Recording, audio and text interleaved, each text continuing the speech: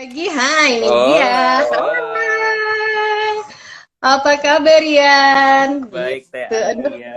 Gue taruh dulu selamat nih. datang di Thank God It's Cinema ya.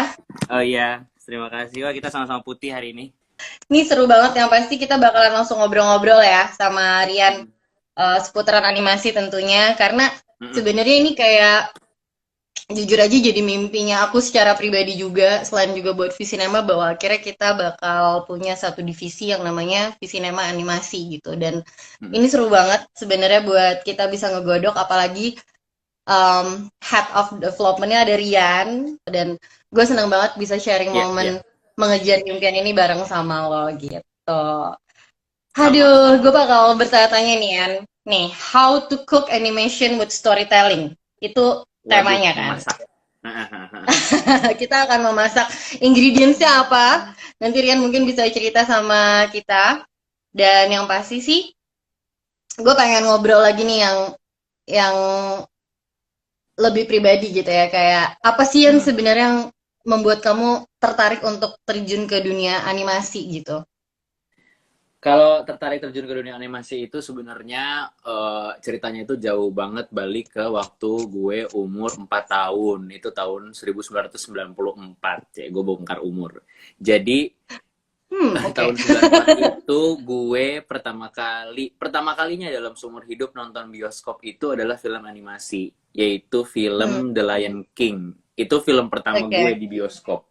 Dan itu pertama kali gue nonton film di bioskop dan langsung The Lion King, dan di situ gue tuh apa ya, kayak tersihir gitu loh, kayak magis banget. Dan gue kan nggak tahu apa itu konsep bioskop kan pada saat itu kan, jadi gue tuh kayak ini TV gede banget gitu dalam hati gue gitu, ini TV gede banget gitu. Terus Layar perak ya ya. kan. Terus gue tuh ingat scene, maksudnya pada saat itu gue belum sadar bahwa itu adalah gambar gitu, bahwa itu bukan bukan singa beneran, bahwa itu bukan gajah beneran, bukan burung beneran. Jadi kan nonton Lion King ya, terus gue tuh merasa kayak tersihir gitu loh, Teh Anggia. Jadi gue tuh Hmm, kayak pada saat itu kan gue belum sadar ya bahwa itu tuh gambar gitu, itu tuh bukan singa beneran, bukan hewan beneran, bukan burung beneran gitu. hmm, Terus gue pada saat ya kita semua udah mungkin udah nonton The Lion King lah ya, dan kita semua tahu ketika ayahnya meninggal gitu, pas Mufasa meninggal tuh nangis gue tuh sejadi-jadinya gitu,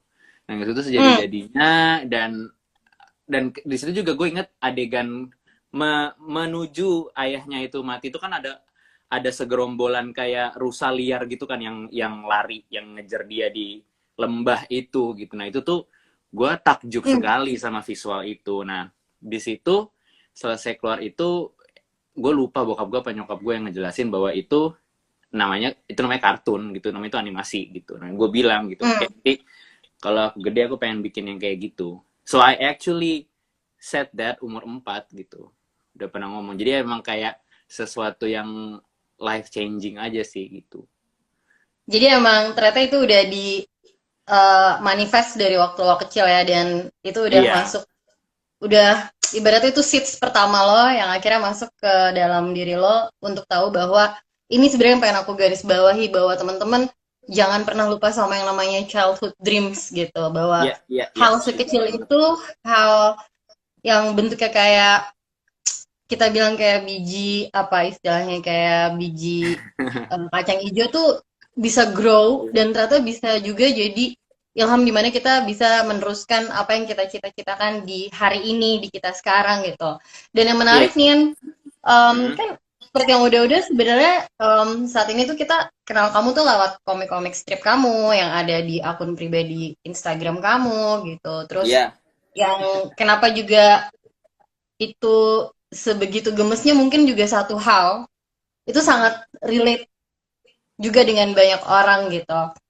Eh, Boleh nggak kamu sharing gitu ke kita bahwa ide awalnya tuh seperti apa sih gitu untuk menemukan cerita-cerita yang kayak gitu? si dipaksa dewasa ya. Mm-mm. Nih orang-orang Si nih kalau dengar kata biji ketawa aja ya.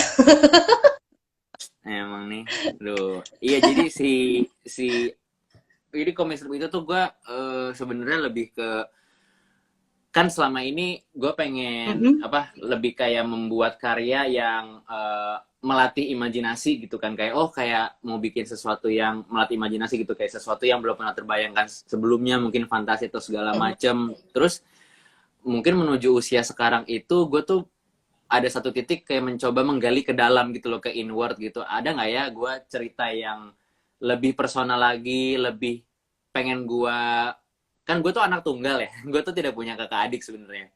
Jadi tuh Mm-mm. ada masa-masa di masa gue tumbuh menjadi Rian yang sekarang tuh banyak hal yang gue merasa eh, hal-hal yang hanya gue bisa sampaikan ke orang tua atau temen, tapi ada yang feedback itu bukan kayak sibling gitu loh.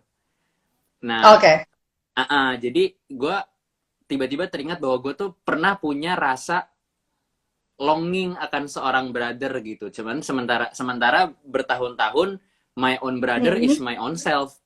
Gua sendiri gitu loh. Jadi terus itu Mm-mm. kalau kayaknya kalau itu divisualkan kayaknya akal menarik gitu. Akhirnya terus gue mencoba mencari ya apa sih, pertama tuh waktu itu buka buka survei juga gitu, ada nggak sih yang merasa seperti gue. Waktu itu gue bikin Google survei, gue sebarin gitu e-surveinya ke orang-orang, lu merasakan Mm. apa yang gue rasakan nggak, gue tanya gitu, kayak pernah nggak, ada nggak yang ngerasa bahwa kalian tuh mungkin transisi dari masa kecilnya ke dewasanya itu antara nggak smooth atau tiba-tiba mendadak gitu, tiba-tiba tanggung jawabnya tiba-tiba mendadak jadi besar banget, tiba-tiba harus berjuang sendiri apa segala macam. Ternyata yang masuk ke gue itu banyak sekali yang responnya tuh sama seperti yang gue rasain gitu. Jadi uh, ternyata perasaan ini sangat universal dan sangat manusia, dan ternyata ketika gue menggabungkan perasaan bukan insecurity ya, perasaan uh, apa namanya ya, Kegelisahan, ketidaknyamanan. kegelisahan ya, exactly, kegelisahan gue Oke. itu, terus gue kayak lucu juga kali ya kalau misalnya si visual kakak beradik yang sebenarnya tidak pernah ada ini, Rian dewasa sama Rian yang kecil dulu itu gue gabungin, lucu kali ya. Terus gue tes gitu, satu komik dua komik gitu, ternyata selama gue main Instagram itu biasanya kayak engagementnya tuh paling nge-likes-nya 2.000 atau Mm-mm. berapa gitu ya. Bener, cuman sekalinya ngeluarin itu tiba-tiba kayak 23.000, 45, dan gue kaget gitu kan. Wow. 2000 aja Kayak gede banget loh ya. iya maksudnya iya gitu, maksudnya gue bukannya kayak, cuma kayak Jadi gue lo tuh mau udah ngomong sudah kalau lo tuh sangat terkenal itu gitu ya. enggak maksudnya gue tuh sudah di mindset gue tuh udah kayak oh ya biasanya kisaran itu segini lah gitu gitu, paling paling mentok tuh ya 2.500 gitu, tiba-tiba 45 Hmm. ribu gitu. Sebenarnya wow gitu, akhirnya ya jadi kayak lebih, dan ketika bikin karya yang kayak gini gue jadinya nggak terlalu susah untuk apa ya, mencari cerita tuh nggak susah banget gitu loh, nggak kayak oke episode ini apa ya, tentang apa ya lagi, tuh nggak kayak, lebih kayak nginget aja Hmm. gitu. Dulu gue tuh ngerasa apa ya, oh ini, terus tinggal kayak oh gue inget nih waktu gue umur segini gue pernah ada kejadian apa, terus misalnya itu gue replika ulang, terus ada si dua karakter ini, jadi kayak main sitkom gitu sih. Misalnya kita kayak Oke. nonton misalnya kayak kita ngantri donat kentang ya, kan ada Chico Jericho ini lagi nonton, jadi gue masukin ini donat kentang. Misalnya kayak lagi ngantri donat kentang, terus gimana sih kalau Rian gede sama Rian kecil ngantri donat kentang, itu kan kayak kayak lu nulis sitkom gitu kan. Ya udah jadi lebih, Ya. Dengan karena cara toh pikir yang juga berbeda juga kan. dan Rian kedua kecil dan karakter itu Rian pun dewasa juga itu. gue gitu, jadi nggak terlalu susah apa sih, what would I say ketika gue umur segitu dan sekarang kayak gitu sih teh. Oke, jadi yang menarik di sini adalah kalau gue boleh kasih tahu juga nih, banyak banget ya yang baru gabung, kita say hello lagi kali ya.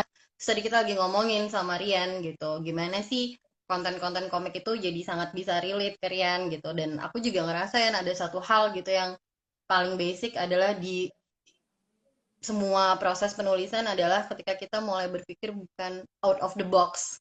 Jadi kita berpikir adalah think inside the box. Itu yang selama Yes. ini aku percaya di proses penulisan dan apa yang Visinema kerjain selama ini gitu. Jadi kita sebenarnya harus melihat sesuatu yang ada di dalam boxnya dan kita merasa relate sama apa yang akan kita tulis, dan cerita itu jadi penting untuk akhirnya kita deliver ke Yes. banyak orang nantinya gitu. Karena komponen utamanya di sini adalah siapa yang akan kita ajak menonton karya kita gitu kan. Nah, sama satu lagi nih Yan, gue pengen tanya, menurut kamu sendiri ya, Mm-mm. lebih penting kualitas visual atau cerita, Yan?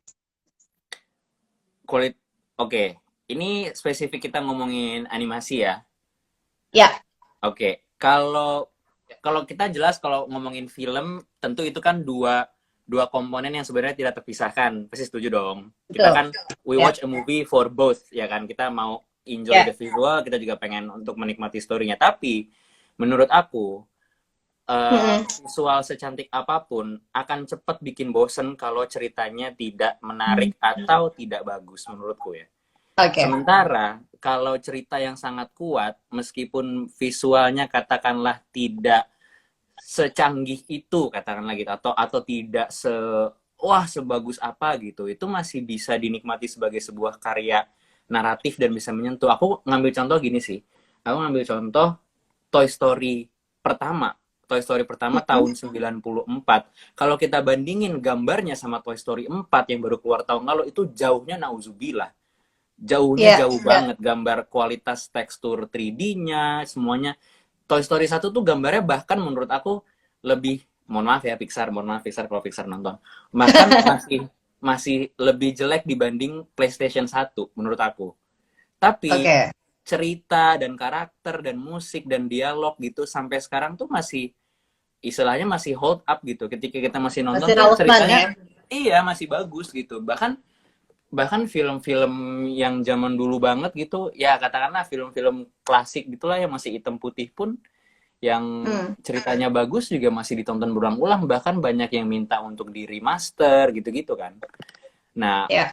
jadi menurutku sih kalau kayak katanya John Lasseter sih di Pixar kan teknologi apa katanya art challenges technology, technology inspires the art. Jadi pasti kan saling berhubungan, tapi menurutku sih Ya. story sih masih king sih, masih raja sih menurut aku. Story masih raja. Menurut aku Heeh. juga selain story ada lagi sih yang harusnya juga bisa uh, berkoneksi gitu ya ke kita, Hmm, hmm, hmm. karakter.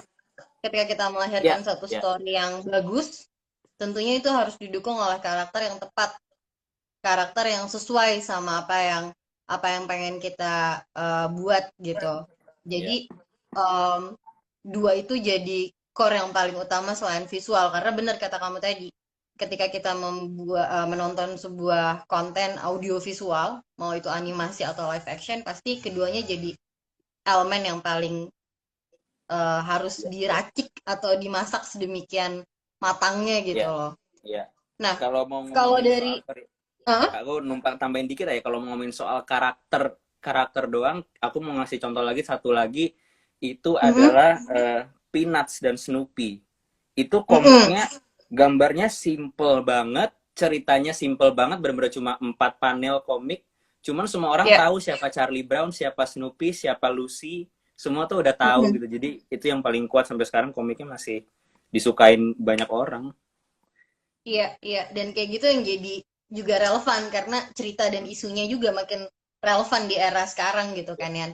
Nah, sebenarnya kalau misalkan ginian, ngegabungin gambar yang bagus sama cerita yang punya koneksi dengan penonton atau pembaca tuh gimana sih? Lo punya nggak sih kayak caranya gitu? Dan kalau misalkan lo bisa ngegambarin nih singkat biar teman-teman di sini bisa bisa lihat proses lo melakukan hal itu gitu. Lo Seperti mau gue apa? menggambar juga ya. Ya, gue Maksudnya, akan nge-challenge lo nih. tunggu-tunggu gue masih nyolok. Ini Ini berapa lama sih proses kita yang filmnya? maksudnya kita bisa sama-sama lihat gitu. Jadi kayak kita pengen tahu gimana sih caranya Rian menggabungkan gambar yang bagus dengan cerita yang bagus yang bisa punya koneksi sama pembacanya nanti gitu. Oke, Bisa ya? Atau gue ngerepotin lo banget nih? repotin sih C gitu, enggak. Gua kasih lihat ini aja deh, filenya Dewasa Boleh, Dewasa yang waktu itu deh. boleh, Atau boleh, kita boleh. ngomongin koneksi karakter. Oh, tunggu tunggu. Gue ada buku Mm-mm. eh, Mm-mm. pentingnya gue ngebaca soal pentingnya desain karakter pengaruh terhadap cerita, terutama di animasi ya. Ini bukunya itu Oke, buku Art of Film Disney yang Zootopia. Nonton nggak teh? gue kalau Zootopia belum nonton. Teman-teman nonton nggak Zootopia? Ada yang udah nonton belum Zootopia di sini? Ada nggak? Ini bukunya ada di sini sih dekat di Ada sini. nih, ada yang banyak yang angkat tangan. Oke, kalian tahu karakter Nick Wilde kan si Fox itu yang karakter utamanya yang bareng sama si Bunny, si Judy Hopps itu. Baca bukunya ya, nih bukunya. Gue juga cek nih. Nih, The Art of Zootopia. Wah, edan sih Uh, Zootopia. Nah, Teh bisa bisa di Google aja sih Nick Wilde, ya, tulisannya Nickwild. Nah, dia itu ya, ada kan gambarnya di situ dia pakai kita bisa lihat desain karakter dia kan. ya. Nah, dia itu pakai kemeja warna hijau Hawaii, bener nggak? Mm-mm. Pakai Betul. celana warna coklat, dia pakai dasi yang Iya, nggak terlalu diikat sama dia kan. Terus di iya. sini di bukunya gue bacain ya, sorry gue sambil berdiri dikit. Di sini Mm-mm. ini ada semua eksplorasi desainnya Nick Wilde sebelum jadi Nick Wilde yang kita tahu nih, Nick Wilde yang terakhir kita tahu. Jadi film kan yang ini kan, Mm-mm. Iya, this one right. Nah, betul. dia bilang pertama, ini ntar aku terjemahin juga. Real foxes are efficient, quick, and very intelligent. Dia bilang, their Hmm. thought process overlaps their action.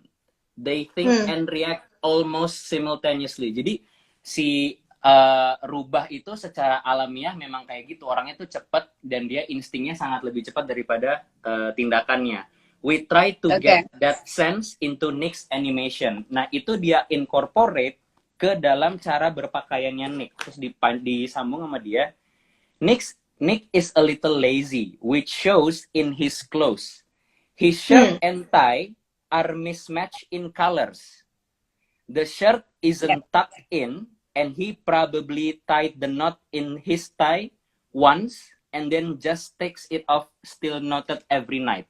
Jadi, nih orang, si Fox ini secara sengaja seorang animator dan karakter designer akan membuat, nih dia tuh ada banyak banget, sorry aku excited.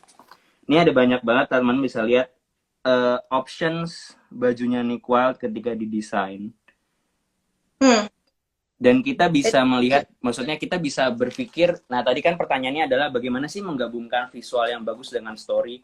Jadi kita harus tahu betul perannya si karakter itu di filmnya itu seperti apa. Karakternya dia itu seperti apa di film. Bisa nggak kita incorporate atau bisa nggak kita menunjukkan itu, menggabungkan itu di dalam visual karakternya gitu. Nah ini menurut gue salah satu contoh yang sangat brilian banget. Oke, kita kasih lihat seekor fox yang ketika pakai kemeja dia nggak mikirin warna, dasinya milihnya ngasal, dasinya nggak rapi, nunjukin dia tuh orangnya dia tuh hewan yang seperti apa gitu. Dan itu dari situ kita udah tahu karakter development lah ya.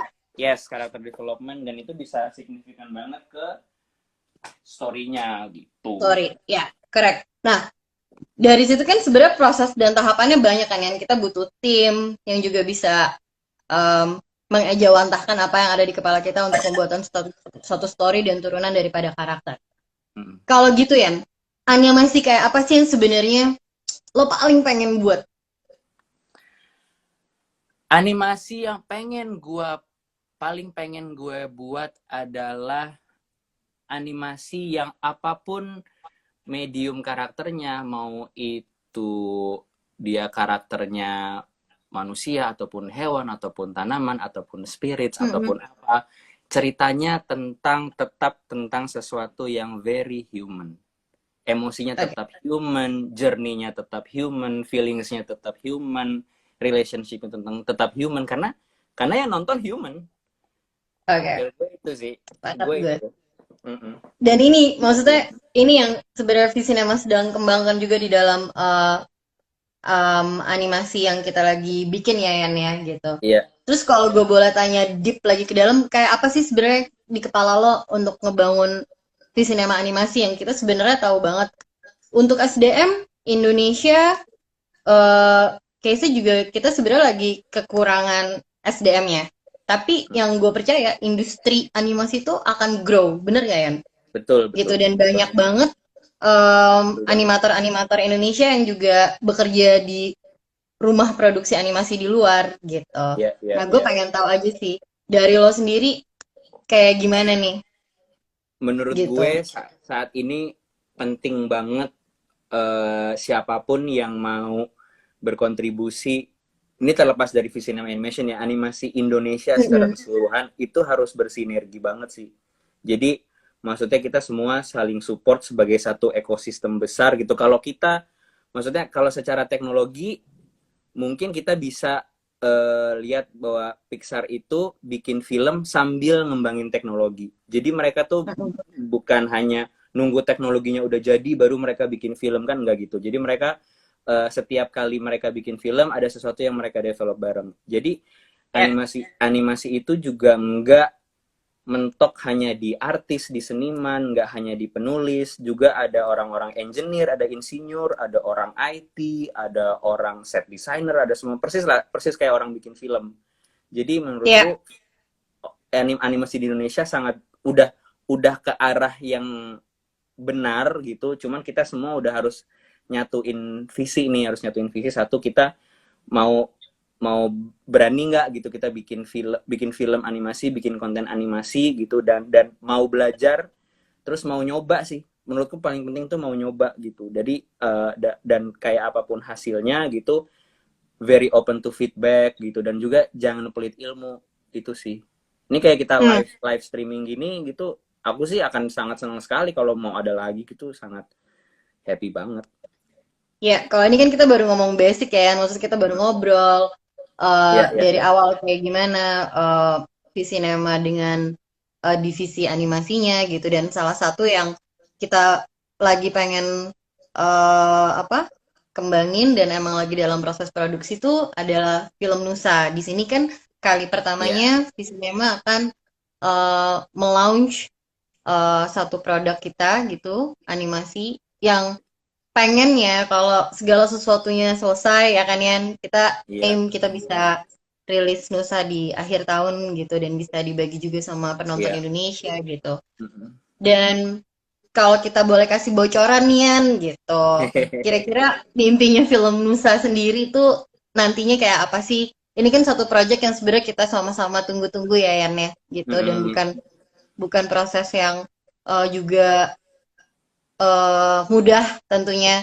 Dan ini juga jadi pengalaman pertama buat aku nih gitu, karena aku kan juga selama ini memproduksi film live action gitu. Mm-mm. Sekarang tiba-tiba aku juga ikut belajar dan memproduksi film animasi yang judulnya Nusa gitu. Dan aku percaya Ya, film ini tuh jadi penting buat buat buat kita semua gitu. Bukan ya. cuma buat anak-anak Indonesia juga, tapi buat kita, buat keluarga Indonesia gitu. Nah, kalau dari kamu sendiri seperti apa nih Yan?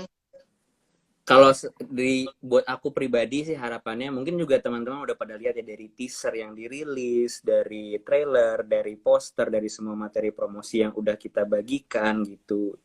Nusa the Mm-mm. Movie yang lagi kita garap itu sesuatu yang it's very something gitu. Itu sesuatu yang sangat spesial karena jujur waktu gue eh, ikut berbagai prosesnya gitu ya, terus melihat bagaimana itu kan kita kerjasama sama studio animasi The Little Giants ya kan, yang punya Ya. IP-nya, dan mereka itu udah put all of their heart dan soul kepada karakter dan project ini gitu. Dan gue tuh juga sampai wow, kita tuh sama sekali nggak terbelakang sih dibandingkan negara lain, bahkan dibandingkan kayak negara tetangga Malaysia ataupun Singapura gitu. Kita tuh we're actually really good gitu, maksudnya Ya. maksudnya kita bisa, kita harus percaya bahwa kita bisa gitu. Dan melihat hasilnya sih gue percaya, dan gue berharap sih sebenarnya, berharap bahwa rasa percaya diri kita setelah nonton Nusa nih, ngomongin dari soal ini aja ya, dari soal kepercayaan kita akan kemampuan Indonesia untuk bikin film animasi yang bagus, satu pertama. Untuk Yang teknisnya kedua, ya.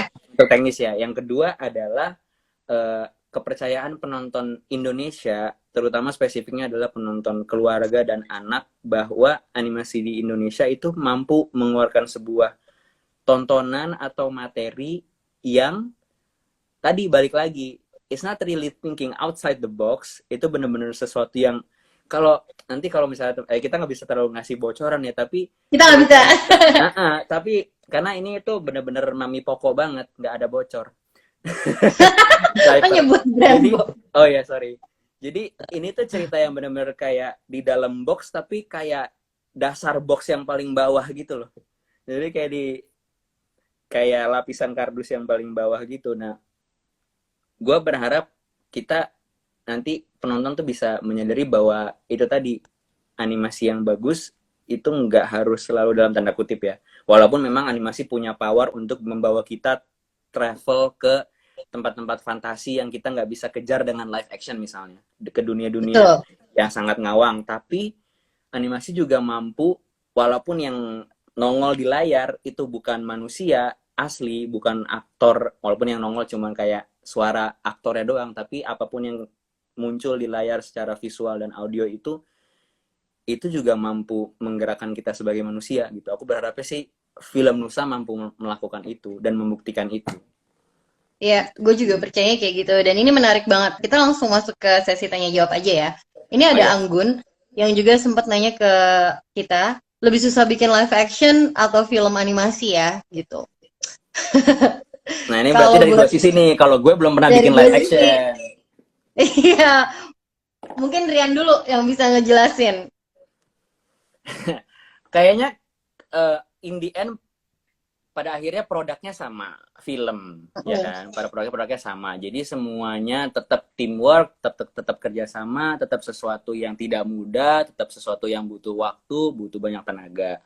Tapi yang jelas adalah kalau live action itu kan secara teknis prosesnya adalah merekam kejadian mm. action yang terjadi secara live ya kan, aktor berdiri di Ya, posisi, lalu sutradara bilang action, lalu apa yang terjadi secara live diambil kamera menjadi film kan gitu. Sementara mm, animasi sendiri secara teknis adalah ilusi menganimate yang inanimate, menghidupkan, memberikan kesan hidup sesuatu yang tidak hidup gitu. Jadi ya, bedanya adalah kita aktornya itu lebih banyak di belakang layar. Ini mm, lebih. Jadi kalau di film animasi sebenarnya aktornya itu adalah animatornya gitu. Satu animatornya adalah aktornya dan lebih sulit ketika ada revisi. Makanya ya, praproduksinya itu jauh lebih makan waktu dan jauh lebih panjang. pusing. Lebih panjang karena kita tidak punya kemewahan atau kita tidak punya kebebasan untuk cut retake seperti live action. Ketika ada shot yang tidak memuaskan di live action, sutradara bisa nyetop syuting dan minta adegan diulang. Nah, Iya, kalau animasi melakukan hal yang animasi. sama, itu akan lama sekali dan tentu akan memakan lebih banyak sumber daya, waktu, biaya, dan segala macam. Jadi, ibaratnya praproduksi itu harus udah matang sekali, bahkan kita punya yang namanya animatic atau namanya film scratch. Jadi dia itu kayak blueprint filmnya sebelum jadi animasi. Jadi itu udah kayak Nusa kan kita udah nonton tuh 116 menit bahkan belum animasi kan, masih gambar Ya, storyboard. Nah, itu adalah mm, blueprint di mana sutradara tuh bisa make a call, bisa bikin keputusan ini masih kurang, ini masih adegan ini bisa kita buang, bisa kita percepat di situ sebelum proses animasi mulai sehingga nanti bisa lebih efisien. Itu sih kalau kalau pandangan aku perbedaannya paling di situ. iya Gitu. karena jujur kalau buat aku ini sesuatu yang baru banget dan sebenarnya aku sama Rian juga lagi sama-sama menyatukan eh, bukan ideation ya, kalau ideation kita udah jadi karena prosesnya udah berlangsung gitu. Dan menyenangkan adalah ketika kita membuat animasi tuh kita bisa membuat sesuatu yang beyond live action ya Yan ya, bahwa ada hal Iya, yang ketika live action gak bisa bikin di animasi itu kita bisa bikin gitu, sesuatu yang gak mungkin itu jadi sesuatu yang mungkin di film animasi. Nah ini banyak banget nih betul. Yan yang nanya dari yang udah yang masuk. Ini karena tadi kita lagi ngebahas tentang Nusa, ini gue tanyain langsung aja ya. Ada yang tanya, Ya. berapa lama sih sebenarnya proses pembuatan Nusa dari cerita, pengembangan animasi, sampai nantinya launching gitu. Sebenarnya prosesnya Nusa itu lama ya. lama Kita ya kemarin waktu itu development 6 bulan ya kita develop development story ya. development story 6 bulan ya. Lock Mm-mm. script final itu Juni 2019. Benar nggak sih gue?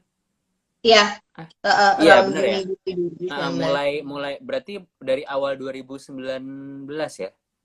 Ya, tapi itu pun Tapi kita bekerja sama langsung simultan sama karakter development ya Yan ya, ya gitu. paralel. Kita paralel Paralel kerjanya.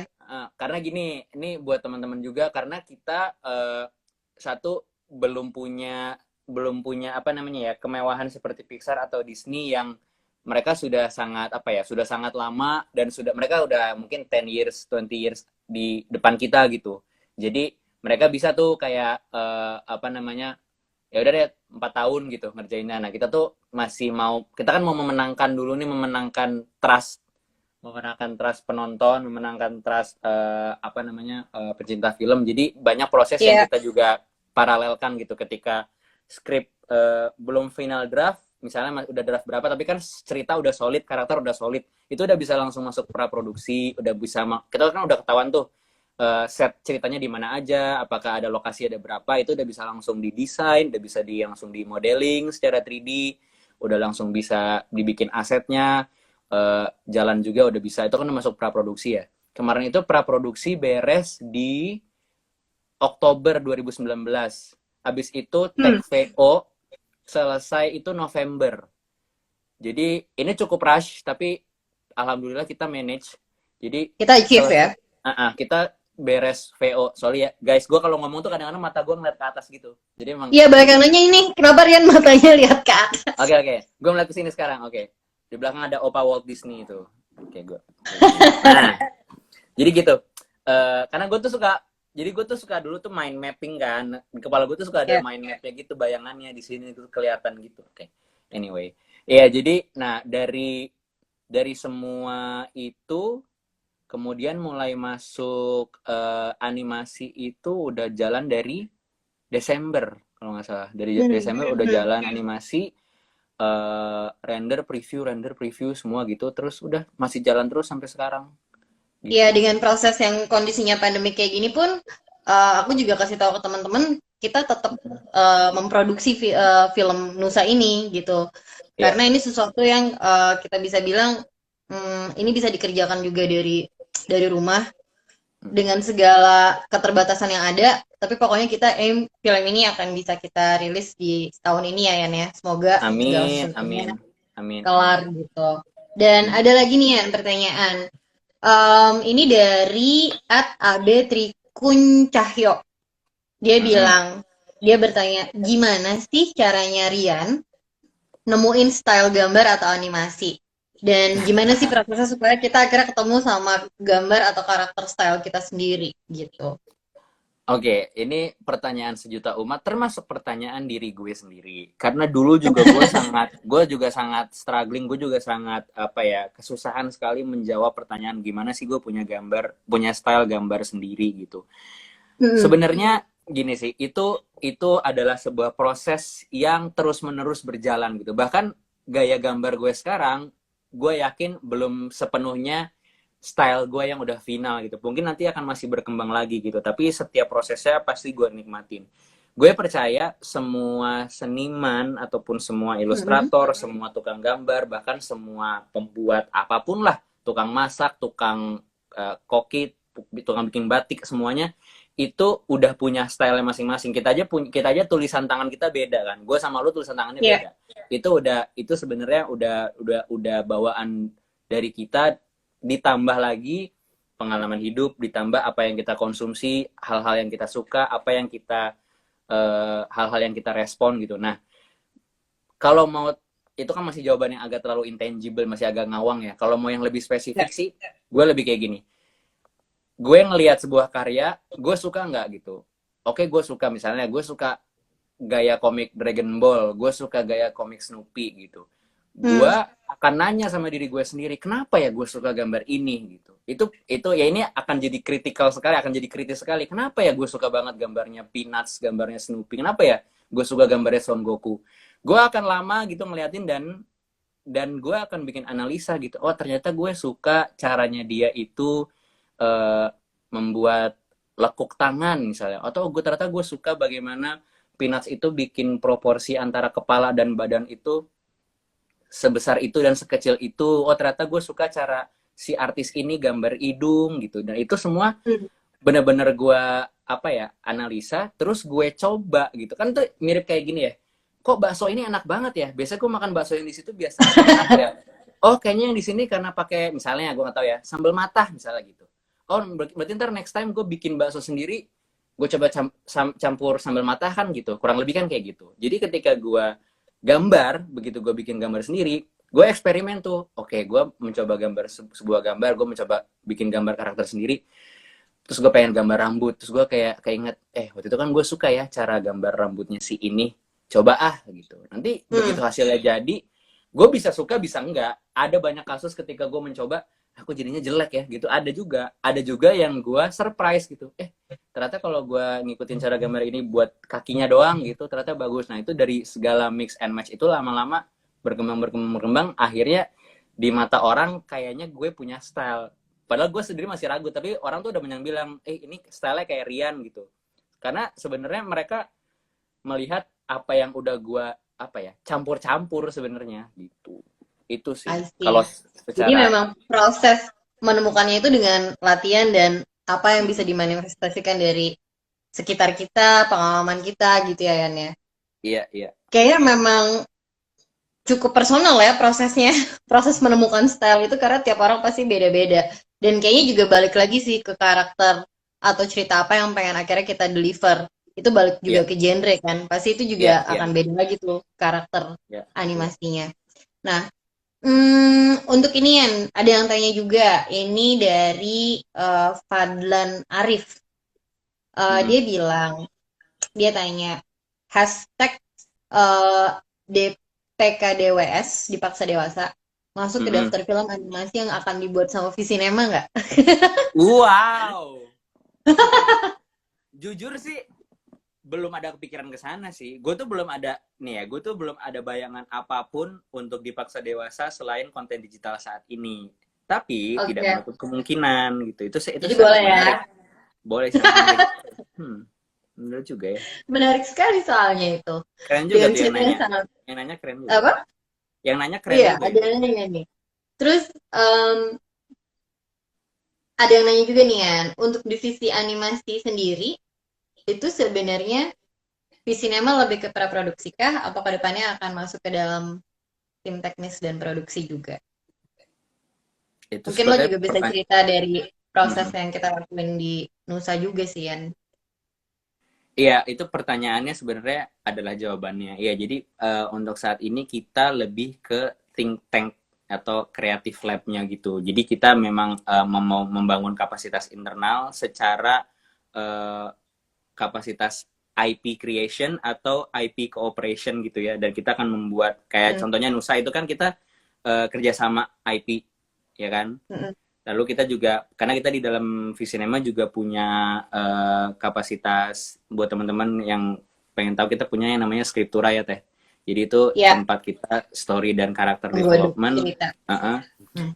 pengembangan naskah dan pengembangan cerita. Jadi saat ini Visinema animasi itu baru berdiri di dua lini itu, lini pengembangan IP dan di lini kerjasama IP. Tapi untuk kapasitas produksi itu ada goalnya ke sana, tapi masih baby steps gitu.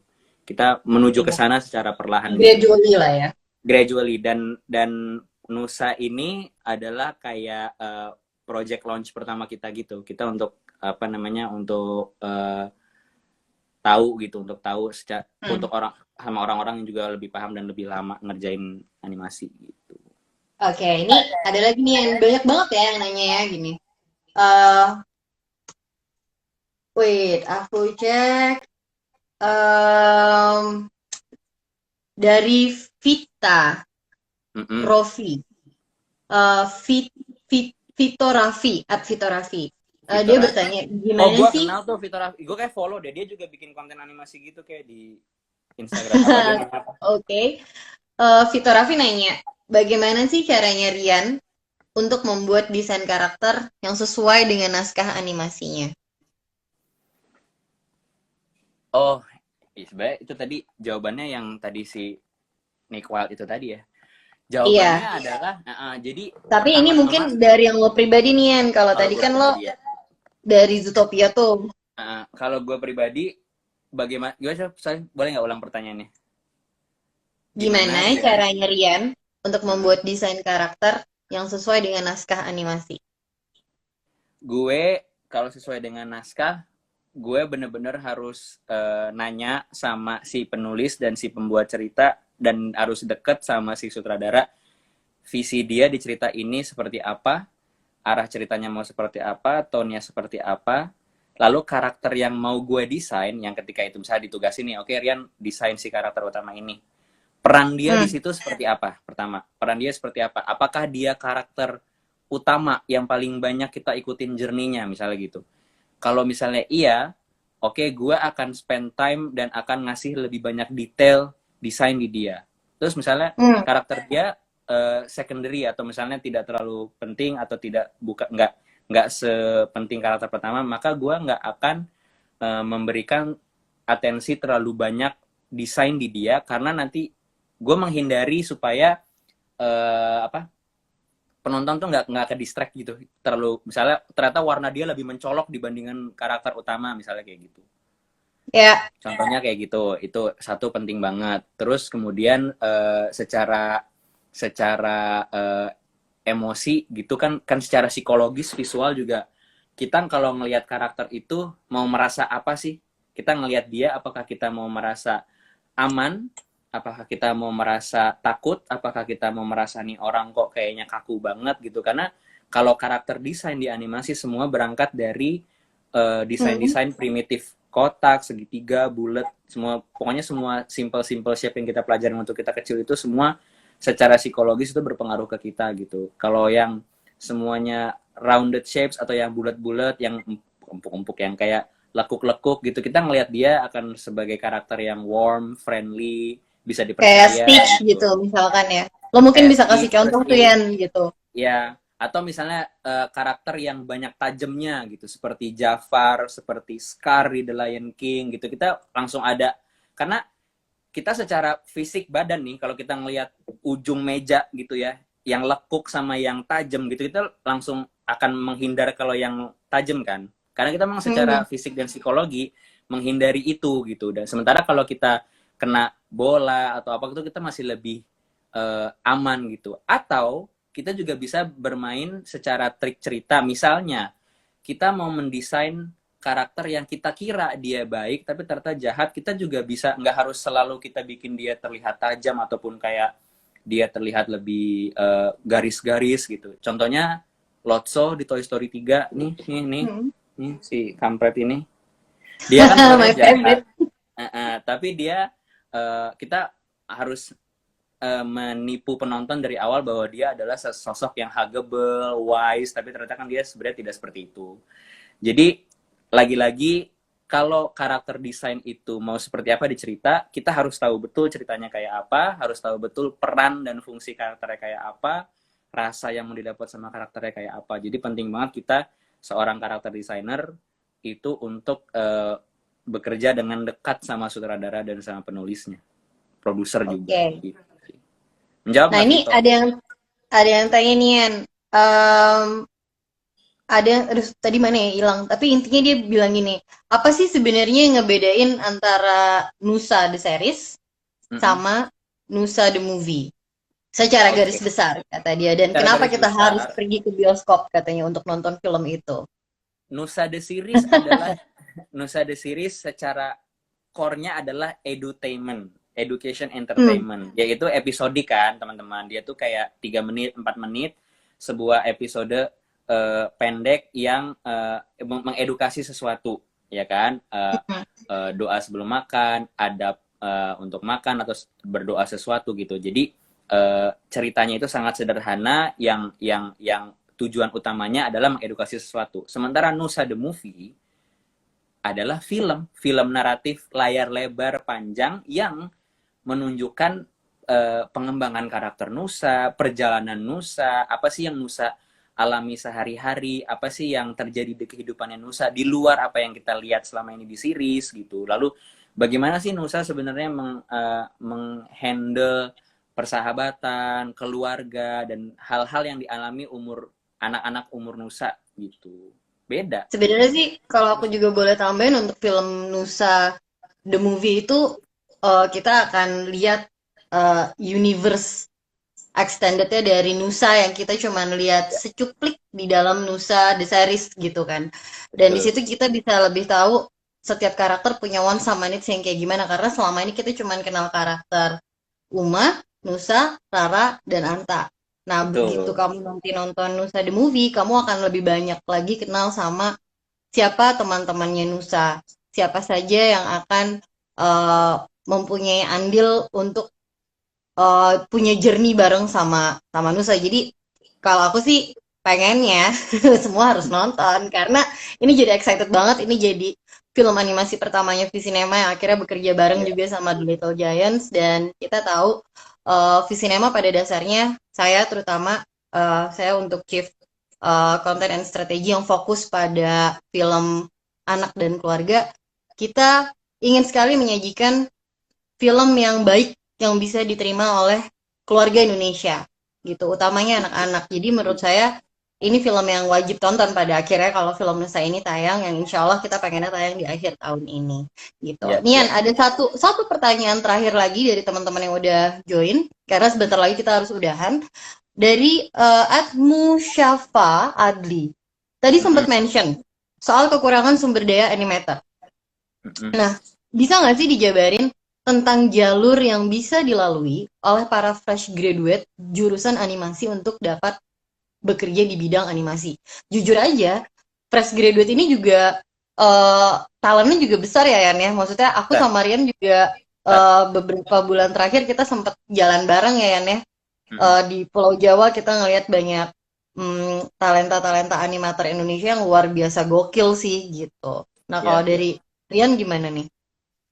Kalau eh sebenarnya kalau dari fresh graduate itu kesempatan banyak sekali. Banyak sekali. Pertama, yang tentu paling penting adalah bangun portfolio yang kuat. Itu depan Hmm.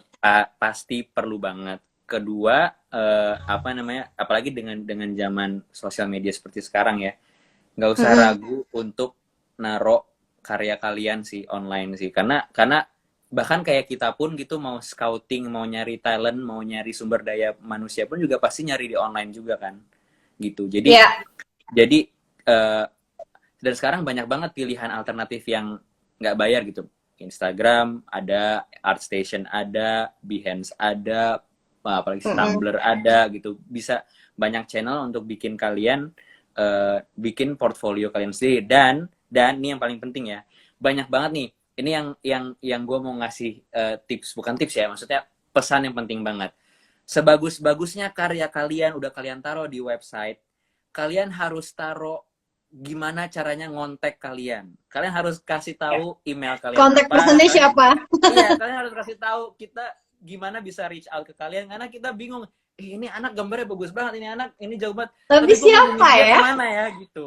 Jadi jadi harus ada gitu. Maksudnya harus ada kalau kalian mau dapat pekerjaan, kalau kalian mau dapat itu sangat penting sekali untuk recruiter atau orang yang membutuhkan kalian itu bisa reach out ke kalian gitu. Ya, Gue boleh oke. baca ini nggak satu? Rian kurusan ya? Iya. Itu sebuah achievement di tahun 2020 Iya. ya, Yan ya. Alhamdulillah. Dan tadi tuh gue sempet kelewat ada satu pertanyaan yang menurut gue penting buat dijawab juga. Tapi anyway, ya udah nanti. Oh, Radityo. Sorry, Radityo Ya, tadi kalau nggak salah sempet nanya lagi sih Yan kayak dalam proses pembuatan film panjang animasi tuh proses rendering berapa lama sih si animator sendiri sehari harus bikin gambar berapa frame gitu ya pertanyaannya. Bener ya? waduh. Dit ya gitu. Kayak depends Itu ya kan ya. itu depends sih. Depends secara timeline kita udah di mana. Pertama gitu. Oke. Itu depends kayak gitu. Terus abis itu apa namanya?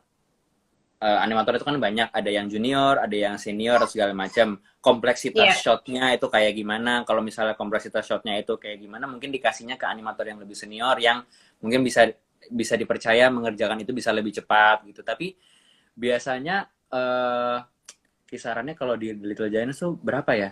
Tadi kayaknya ada bintang Rizky Utama deh di komen ini. Dia tuh tahu tuh dia tuh salah satu in-house director juga. Mungkin dia bisa jawab di komen tuh. Tapi ya bener, Oke. itu depends. Depends ya. Sama Depends kapasitas. maksudnya durasi, skala yang dikerjain, apakah itu medium, apakah itu skala besar, itu juga balik lagi sih. Betul. Ini kalau ini pertanyaan terakhir dari gue sebelum menutup perbincangan kita dan kayaknya emang kita butuh banyak waktu sesi kayak gini lagi buat ngobrol sama teman-teman karena Ini udah banyak mau banget beres. nih Iya, udah Gak harus udahan kerasa. ternyata. Gak kerasa kan gitu. Gue udah di ini udah di warning aja gitu. Nih Yan, ada quick questions ini dari Stefani Setiawan. Dia bilang John Lasseter atau Hayao Miyazaki.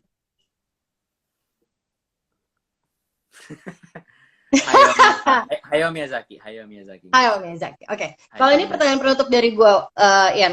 Quick question saja. 3 tokoh animasi yang paling favorit buat lo. Tokoh. Iya, animasi karakter favorit lo. Aduh, susah banget. Gue cuma ngasih 3 Gue nih, Yan. suka Top 3 lo siapa? Buzz Lightyear, eh Oke. eh, Chihiro atau Sen dari Spirited Away, Mm-mm. sama satu lagi siapa ya? Satu lagi. Oke, ini agak agak random jawabannya. Tapi ayahnya Mei di Totoro. Gue suka banget sama ayahnya karena dia tidak Ya lucu membantah banget. imajinasi anaknya. Ayah, Exactly. aku ketemu Totoro di hutan. Oh ya, dia seperti apa? Wah, gitu. Dan Parenting disamperin. keren, parenting yang keren itu. Ayahnya ayahnya Mei. Ya, Sama pertanyaan terakhir dari gue. ya. Sebutin 3 film animasi yang wajib tonton menurut lo sekarang. Saat ini Saat ini. dari banyak Atau genre ya. dari banyak genre. 3 yang teman-teman bisa juga cari nemenin di rumah nih. Karena kita kan lagi di rumah aja. Oh iya Gitu. Menurut betul. lo 3 yang film animasi wajib tonton. Versi lo. Versi gue film animasi Spider-Man Into the Spider-Verse. Oke. Satu. Okay. Klaus. Dua. Satu lagi ini eh, agak filmnya bukan agak sih, maksudnya dia bukan kids and family gitu, tapi dia penceritaannya sangat bagus sekali. Dan di Netflix ada film animasi judulnya I Lost My Body. I Lost My Body. Oke, Heeh. nanti gue cari. Well, anyway, thank you banget Rian buat hari Ya, ini. Thank you Lipsy Cinema, seneng banget kita punya partner yang buat berkarya barengan sama kamu untuk memajukan animasi Indonesia dan tentunya animasi Cinema ke depannya. Dan How to Cook Animation with Storytelling, menurut aku buat teman-teman yang lagi suka banget sama animasi, yang lagi belajar, apalagi yang lagi kuliah, tadi ada yang ngerjain tugas akhir, jangan ya. pernah lupa sama The Power of Childhood Dreams. Itu penting banget.